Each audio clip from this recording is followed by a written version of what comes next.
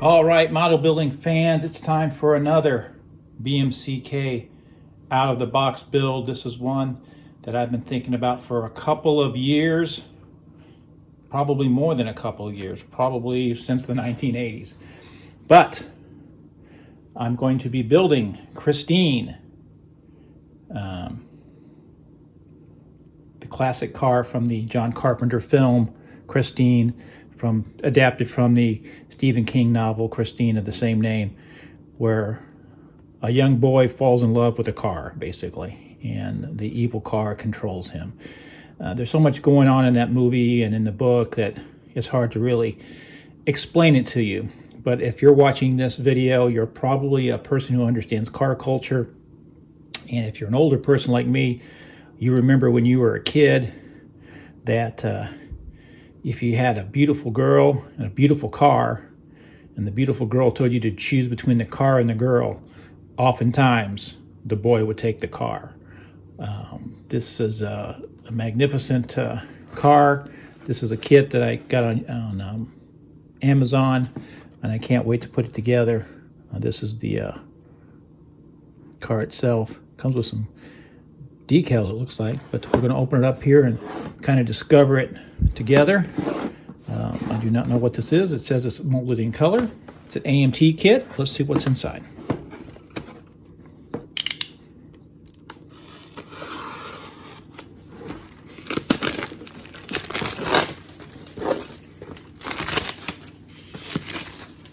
Okay.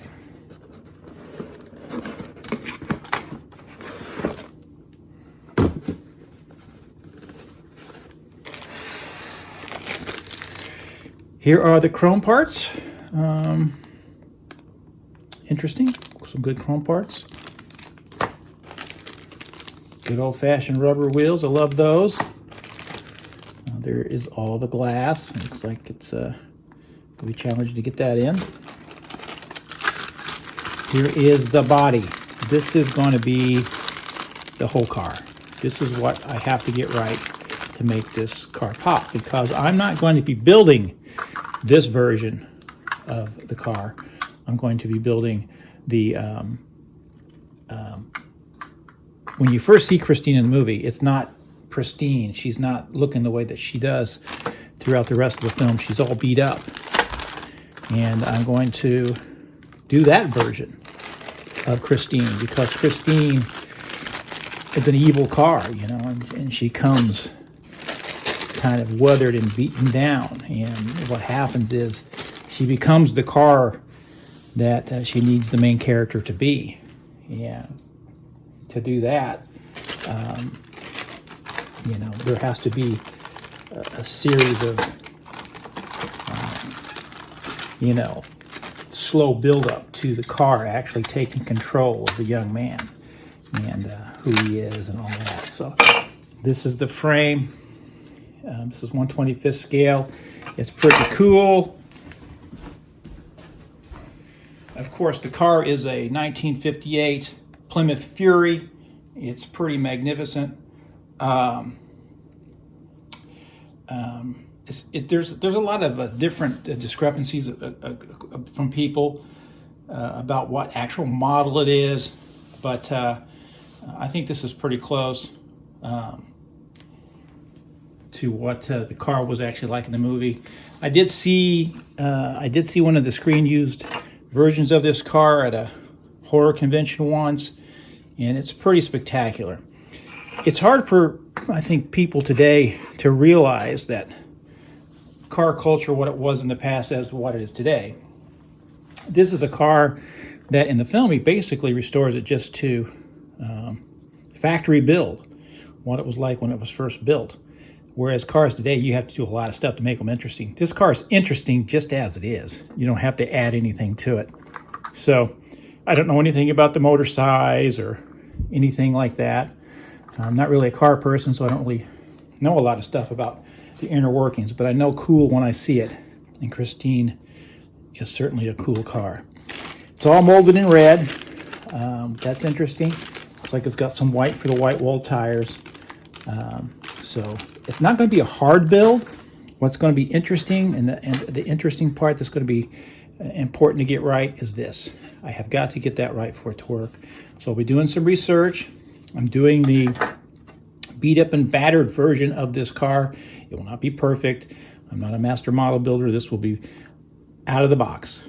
I'm not going to really add anything to it beyond some weathering and trying to get that paint job correct. So it's going to be interesting to see what I can do and to get this detailing right and to weather it and put some dents in it.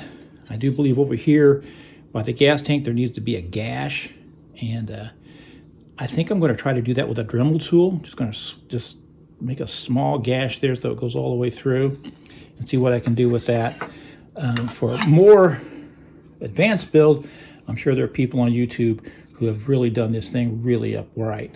I'm going to do what I can with it.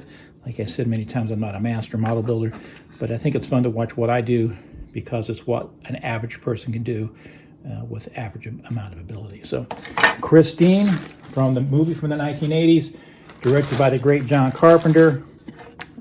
I can't wait to put it together. Let's take a quick look at the instructions. Oh yeah, look at those instructions. Great, look at this. This is going to be great to put together. The way that it goes together, you're building the undercarriage and everything like that. It looks like it goes together pretty well. It's going to be fantastic. So, 1958 Plymouth Futura. Terrific little model kit.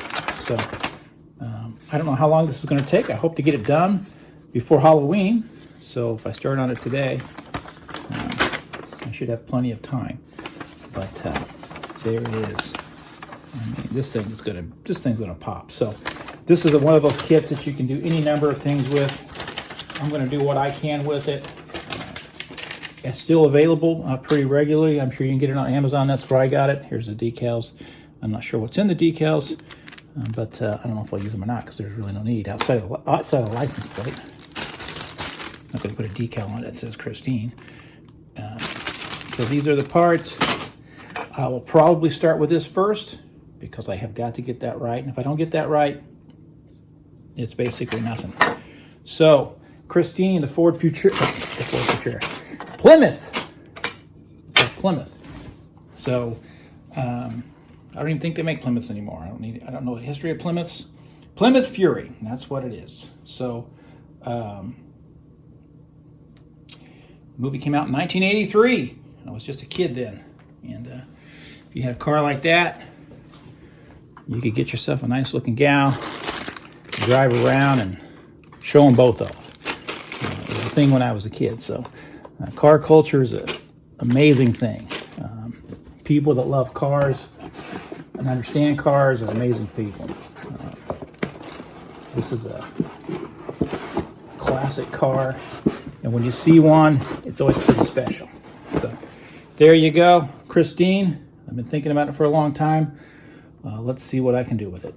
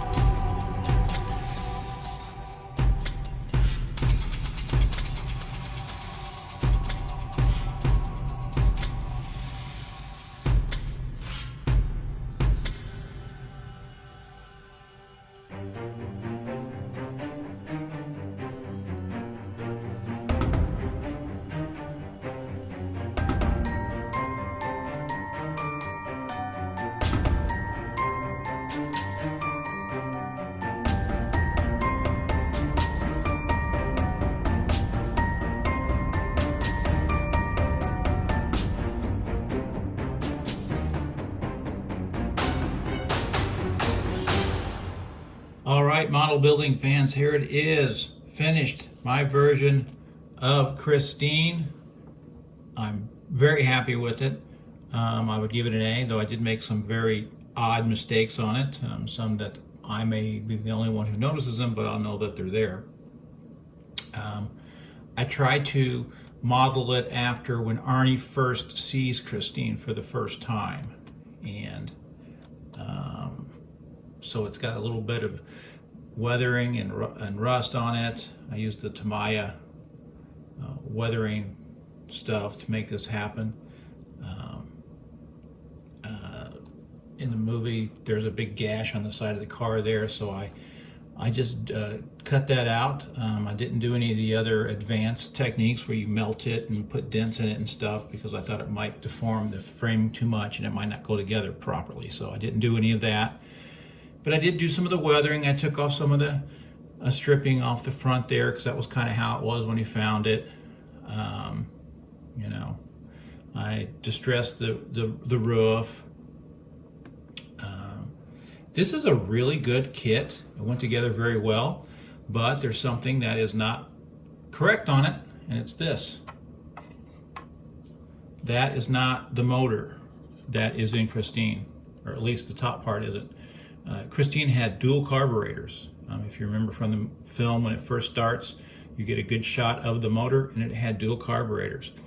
Also, this car had markings for a Belvedere, a Plymouth Belvedere. I do not know what a Plymouth Belvedere is.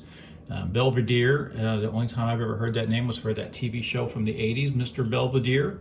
So if anyone has any information about what's the difference between a Plymouth Fury and a Plymouth Belvedere, let me know, because I certainly don't know. The big mistake I made was, you might be able to see a little bit here, there is a fingerprint on the windshield, and it's on the inside. I did not, before I assembled the body on the frame, I did not make sure I cleaned that out.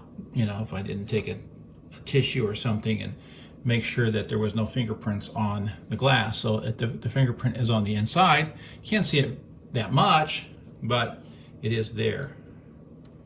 And I, of course, will always know it's there, so that's the problem. Did put a little frosting on the glass, not too much, just some to let you know that it was weathered and beat up a bunch.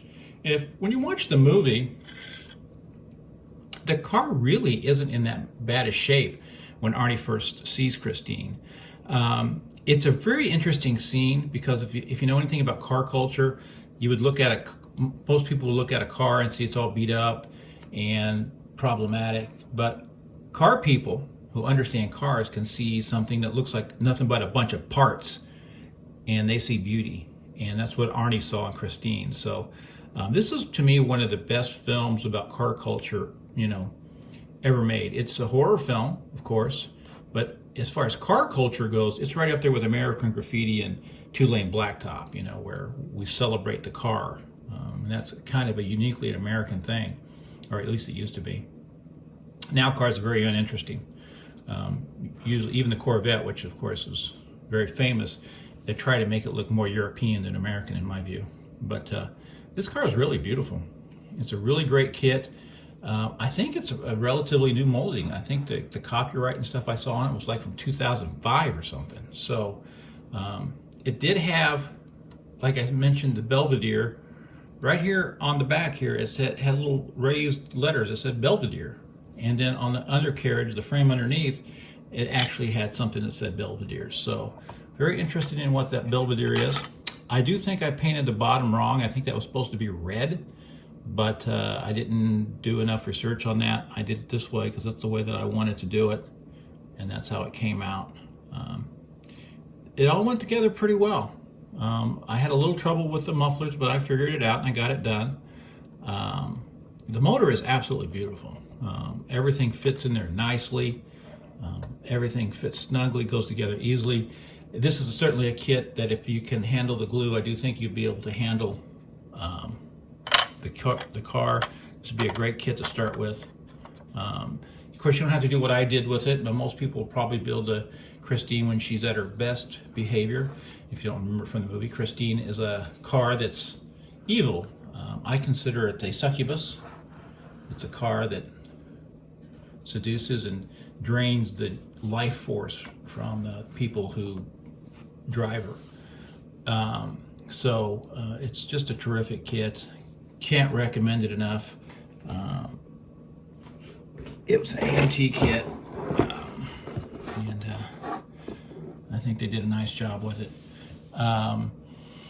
So there you go. Christine, that's my take on it. I hope you've enjoyed my build. This is, of course, I built this because it's Halloween, and I've been thinking about this one for quite some time, and I'm really very happy with the way it came out.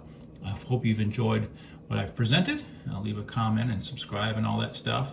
Remember, model building is forever. Let's try to get some young people interested in this hobby so we can get more great kits, build more great things.